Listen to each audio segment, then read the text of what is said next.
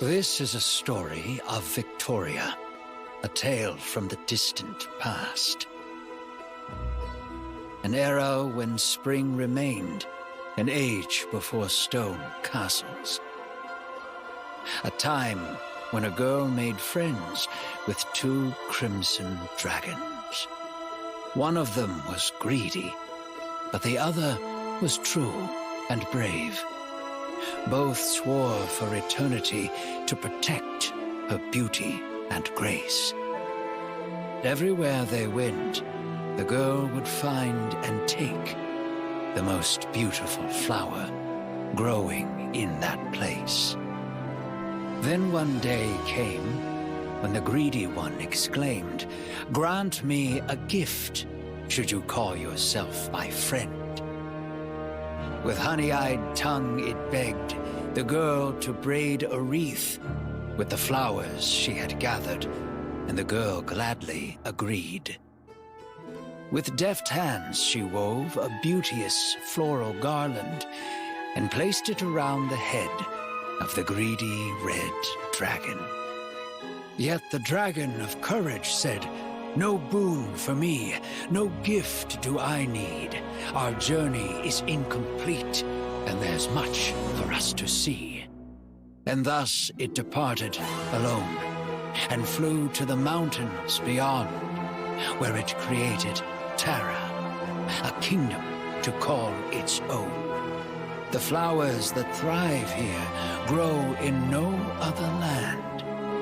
The domain was deemed perfect to adorn the girl's fine hand.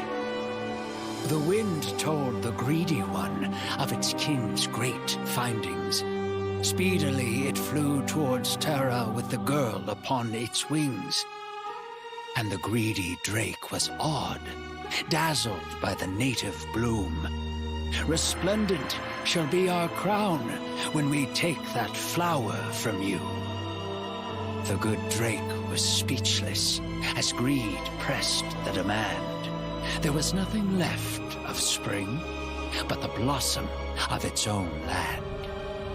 Long battled the dragons, a feud of naught but woe, but greed emerged triumphant. The flower was then bestowed. Though the blossom suffered wounds and several petals were shed, it became the brightest jewel upon the greedy dragon's head. The girl secretly wept, watching her friends fight and bleed. Then a lion snuck to her, giving whispers that soothed her grief. And the lion told the girl that it had a very large pride, who would swear to protect her and vow to stay by her side. So the girl forgot her sorrows and played with newfound friends, and no longer yearned for the drake who dwelt in distant lands. But the Draken War barely ended when the lion pushed its claim. It seized the girl and roared, "Put the crown upon my mane!" The good drake had not healed, but valiantly it challenged the threat. Not for the crown it fought and killed, but the oaths it swore to kept. But the pride was ready for war and spilled the dragon's blood. It drenched the fertile earth and turned it to barren mud.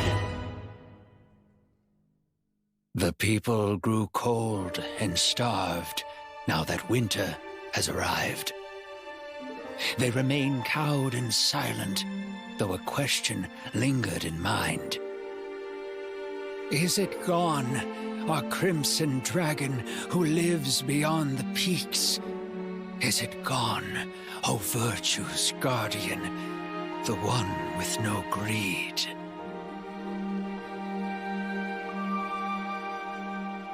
Are you listening, Lakshini?